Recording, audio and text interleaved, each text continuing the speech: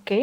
So, Congress 6 గ్యారంటీలు అమలవుతున్నాయి అనుకుంటున్నారా? ఇదే చాలా చాలా ఇంపార్టెంట్ అండి. 1 ఇయర్ కాంగ్రెస్ గవర్నమెంట్ రేవంత్ రెడ్డి గారి మార్క్ గవర్నెన్స్‌కి this is the one of the pillar question నిజంగానే. సో, 62% మంది కొన్ని మాత్రమే అని చెప్తున్నారు. 6 గ్యారంటీలు వాళ్ళ మేనిఫెస్టో వాళ్ళేమంటారు ఇంకా బేబీ థింగ్ అని చెప్పాలి గవర్నమెంట్‌లో. యాహ్! సో, అంటే ఇప్పుడు ఈ 6 గ్యారంటీలో అండర్‌గా 13 ఇష్యూస్ ఉన్నాయి. 13 ఇష్యూస్‌లో ఈ గవర్నమెంట్ వచ్చిన ఈ 1 ఇయర్‌లో 5 ఇష్యూస్‌ని మాత్రమే అడ్రెస్ చేశారు. అంటే ఇంప్లిమెంట్ చేశారు. మిగతా 8 ఇష్యూస్‌ని ఇంకా ముట్టుకోలేదు. ముట్టుకోకపోవడానికి కూడా కారణం కేవలం ఫైనాన్సే. ఆ ఫైనాన్స్ సమస్యల వల్లనే మిగతా 8 గ్యారంటీలు 8 అంశాలను కూడా ముట్టుకోలేకపోతున్నారు.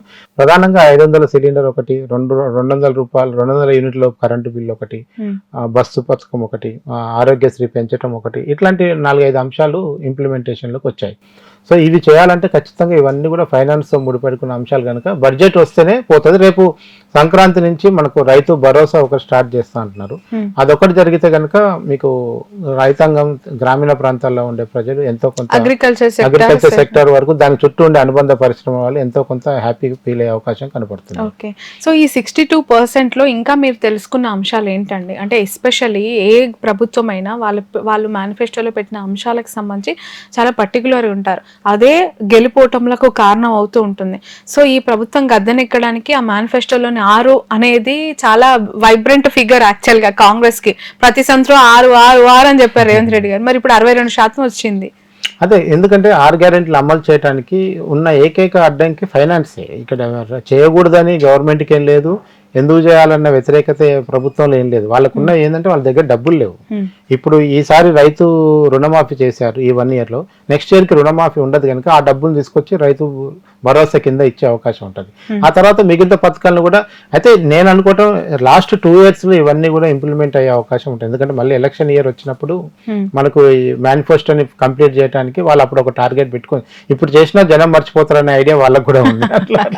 సో కాంగ్రెస్ 6 గ్యారెంటీలు అమలవుతున్నాయి అని చెప్పి వీళ్ళు చేసిన సర్వేలో 62% మంది కొన్ని మాత్రమే అమలవుతున్నాయి. మనకు కూడా తెలుసు ఓపెన్ గా ఈ రోజు బీఆర్ఎస్ ప్రధాన టార్గెట్ మేనిఫెస్టోలో అంశాలు మీరు ఫుల్ఫిల్ చేయట్లేదు, ఎప్పుడు చేస్తారని చెప్పి క్వశ్చన్ చేస్తోంది. ఫ్రీ బస్ అనేది అండ్ రైతు బంధుకు సంబంధించి అలాగే కొన్ని ఉద్యోగాలకు సంబంధించి వీటిని మాత్రం క్లెయిమ్ చేస్తున్నారు కానీ మిగతా గ్యారంటీస్ కి సంబంధించి ఎక్కడ ఫోకస్ చేయట్లేదు, మాట్లాడట్లేదు. అండ్ 20% మంది కావు అని చాలా స్ట్రాంగ్ గా చెప్పారు. అది ఇక్కడ రెడ్ మార్క్ లో చూపించారు. అండ్ అవుతాయి అని నమ్మకంతో ఇంకా టైం ఉంది, ఇంకో 4 ఏళ్ల సమయం ఉంది, ఇప్పుడు జస్ట్ 1 ఇయర్ అయింది. 14% of Telangana population Congress party ఆ 6 గ్యారంటీలు అమలు చేస్తుందని చెప్పారు. అండ్ కొన్ని మాత్రమే అమలు చేయగలదు అని 62 మంది చెప్తే అసలు కావు తెలియదు అని చెప్పి 4% మంది, అసలు కావు అని 20% మంది ఇక్కడ చెప్పడం జరిగింది. 4th పాయింట్ వీళ్ళు ఈ రీసెర్చ్ లో అలాగే ఈ స్ట్రాటజీకి సంబంధించిన కంపెనీ అడిగినప్పుడు 4th క్వశ్చన్ వచ్చేసి 200 యూనిట్ల లోపు వారికి 0 కరెంటు బిల్లు అమలవుతుందా అనేది చాలా ఇంపార్టెంట్ ఫ్యాక్టర్. మనందరికీ తెలుసు కేసీఆర్ గారు ఉన్నప్పుడు అసలు కరెంట్ ఫ్లక్చుయేషన్స్, కరెంట్ కట్స్ అనేవి అసలు లేవు, తెలంగాణలో చాలా నిరంతరంగా కొనసాగిందని వాళ్ళు చాలా సందర్భాల్లో చెప్పారు.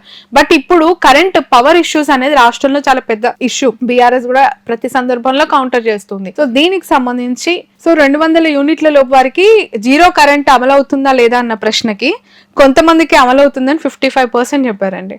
అంటే ఇందులో చిన్న విషయం ఏంటంటే ఆ రీడింగ్లో కొంచెం చిన్న చిన్న ఇబ్బందులు వస్తున్నాయి. 200 యూనిట్ల లోపు ఉంటేనే మీకు అది స్కీమ్ వర్తింపు చేస్తారు. ఒక్కరోజు బిల్లు కలెక్ట్ చేసే వాళ్ళు లేటుగా వచ్చినా, కావాలని రాకపోయినా, లేదా కొంతమంది కోసం అటువైపు వచ్చిన 201 యూనిట్ వస్తే మీకు ఆ నెలకి ఇంప్లిమెంట్ కాదు. సో ఆ ప్రాబ్లమ్స్ ఉన్నాయి. కానీ గవర్నమెంట్ ఏం క్లెయిమ్ చేస్తుందంటే ఈ 34+50 80% పైగా 0 కరెంట్ బిల్ ఇస్తున్నామని గవర్నమెంట్ క్లెయిమ్ చేస్తుంది. కొంతమందికి ఒక నెల, కొంతమందికి వస్తే ఒక నెల, కొంతమందికి ఇబ్బంది అవుతుంది. అది ఓకే, రైట్. నెక్స్ట్, జీతాలు పెన్షన్లు సకాలంలో వస్తున్నాయా? ఇది చాలా చాలా పెద్ద క్వశ్చన్ అండి నిజంగా. ఇన్ డెప్త్ కూడా ఇది మీరు ఎక్కువ ఎలాబరేట్ చేయాలి. మాకు వస్తున్నాయని 72 మంది ఏకంగా తీర్మానం చేశారు మీ సర్వే సంస్థలో. సో రావటం లేదు అని జస్ట్ 9%, ఒకేసారి రావటం అంటే విడతల వారికి వస్తుందని 5%, గతం కంటే నయం. ఇక్కడ ఇది మనం మాట్లాడాలి. 14% కేసీఆర్ గవర్నమెంట్ లో సకాలంలో జీతాలు వచ్చేవా రావా అన్న ప్రశ్నకి గతం కంటే నయం అని 14% మంది చెప్పారు. నిజంగానే ఇప్పుడు మీకు ప్రభుత్వ ఉద్యోగులకు కానీ ప్రభుత్వం నుంచి రిటైర్ అయిన పెన్షన్దారులకు కానీ 5వ తేదీలోపు అన్ని శాలరీస్ కంప్లీట్ చేస్తున్నారు రేవంత్ రెడ్డి ప్రభుత్వం వచ్చిన కాంచి. సో ఎవరికి కూడా ఆగట్లేదు. ఎవరికి ఆగుతుందంటే మళ్ళీ ఆసరా పెన్షన్లకి, కాంట్రాక్ట్ ఎంప్లాయీస్ వాళ్ళకి మాత్రమే జీతాలు పెన్షన్లు అవుతున్నాయి తప్ప మిగతా వాళ్ళు ఎవరికి కూడా ఆగట్లేదు. అందుకే ప్రభుత్వ ఉద్యోగులు గతంలో ప్రభుత్వ ఉద్యోగులకు కూడా విడతల వారికి ఇచ్చిన సందర్భం ఉంది కదా, సో ఆ రకంగా ఉంది. Right. So finally most important అండి ఇది, ఓటా చేసిన రీసెర్చ్ లో 6వ పాయింట్ ఎవరి పరిపాలన బాగుంది. ఎస్పెషలీ నిజంగానే పాత గవర్నమెంట్ కి కొత్త గవర్నమెంట్ కి కంపారిజన్ అనేది చేస్తారు. దట్టు 1 year తర్వాత అనేది ఒక ప్రోగ్రెస్ రిపోర్ట్ అనేది ఖచ్చితంగా ఉండాలి. ఏ సెక్టార్ అయినా అది ఇంకా గవర్నమెంట్ లో చాలా ఎక్కువగా ఉంటుంటుంది. సో 44% మంది కేసీఆర్ గారి పరిపాలన బాగుంది అని చెప్పారు. ఎందుకు ఈ కంపారిజన్ వస్తుందంటే, కేసీఆర్ ఏం చేశాడో మాకు తెలియదండి, కానీ మాకు ఫుడ్ పెట్టాడు, మాకు పథకాలు ఇచ్చాడు, మా ఇంటికి డబ్బులు ఇచ్చాడు, మాకు ఆ స్కీమ్, మా ఇంట్లో 6 ఉంటే కనీసం 5 స్కీములు వచ్చాయి, ఇప్పుడు ఏ స్కీమ్ రావట్లేదు. సో రేవంత్ రెడ్డి కేసీఆర్ చాలా నయం ఈ విషయంలో మాట్లాడుతున్నారు. కానీ గవర్నమెంట్ ఏ ఉద్దేశంతో వచ్చింది? మీకు ఆశ్చర్యమైన విషయం ఏంటంటే, ఇది మాట్లాడే వాళ్ళందరికీ కూడా కేసీఆర్ అవినీతి చేశాడు, కేసీఆర్ తప్పులు చేశాడు అనే విషయం కూడా తెలుసు వాళ్ళకి. ఇది తెలిసి కూడా కేసీఆర్ మంచోడని మాట్లాడుతున్నారు. ఎందుకంటే అల్టిమేట్ గా జేబులోకి డబ్బు అనేది కనిపించట్లేదు రేవంత్ రెడ్డి వాళ్ళు కొంచెం తీసుకున్నా మాకైతే బెనిఫిట్ జరిగింది. కేసీఆర్ తినంది ఎవరండి భారతదేశంలో? మోడీ ఒక్కటి తినట్లేదు కానీ అందరు తింటున్నారని మాట్లాడుతున్నారు జనం. అందుకనే తినంది ఎవరు? అందరు తింటున్నారు. కేసీఆర్ తిన్నాడు కానీ మాకు పెట్టాడు, రేవంత్ రెడ్డి తింటుండో లేదో అర్థం కావట్లేదు, మాకైతే పెడతాడు అని మాట్లాడుతున్నారు. సో దానివల్ల ఏంటంటే జనరల్గానే ఒక 10 ఏళ్ళు ఒక ఉద్యమ పార్టీ ఉద్యమం చేసి వచ్చే అధికారం ఉంది కనుక ఆ పార్టీ యొక్క ముద్ర అనేది అంత ఈజీగా జనం నుంచి చెరిపేయడం కష్టము. అందుకనే జనానికి ఇప్పుడు కూడా కేసీఆర్ గుర్తొస్తున్నాడు అట్లా. ఓకే, బట్ ఈ ఫిగర్ అనేది 4 ఏళ్ల తర్వాత పోతుందంటారా? ఇది అది రేవంత్ రెడ్డి నెక్స్ట్ 4 years చేసే పెర్ఫార్మెన్స్ బట్టి ఉంటది. ఓకే, సో 35 మంది రేవంత్ రెడ్డి గారి పరిపాలన బాగుంది అని అన్నారు. వాళ్ళ పాజిటివ్స్ ఏంటి? వాళ్ళ పాజిటివ్స్ ఒకటి, గవర్నమెంట్ ఉన్న దాంట్లో కొన్ని విషయాలను ప్రతిసారి ఆర్థిక మంత్రి ముఖ్యమంత్రి ఇద్దరు ఏం చెప్తున్నారంటే, మా దగ్గర 0 నుంచి మొదలు పెట్టాము, ప్రతిరోజు 60 రూపాయలు అప్పు కట్టాలి, 30 రూపాయలు మీ జీతాలకు ఇవ్వాలి, ఇది మా పరిస్థితి. ఇలాంటి పరిస్థితుల్లో రాష్ట్రాన్ని మనకు అప్పచెప్పిపోయారు, మేము ఎలాంటి దుబారా ఖర్చులు చేయకుండా అనవసరమైన ఖర్చులు చేయకుండా ఉన్నంతలో సర్దుకుంటూ ప్రభుత్వాన్ని 1 year నెట్టుకుంటూ వస్తున్నాము. ఇక ముందు ఆర్థిక వనరులు పెంచుకుంటూ అప్పు అయితే చేయాల్సిందే, ఏ ప్రభుత్వమైనా ఆ ప్రభుత్వం ఏమిటో చేయాల్సిందే చేస్తున్నారు. సో వీరు చెప్తున్న కొన్ని విషయాల పట్ల ఒక ఎలైట్ సెక్షన్ చాలా క్లియర్గా అర్థం చేసుకొని వాళ్ళకి కొంచెం సానుభూతిగా కనిపిస్తుంది మనకి. Okay, right.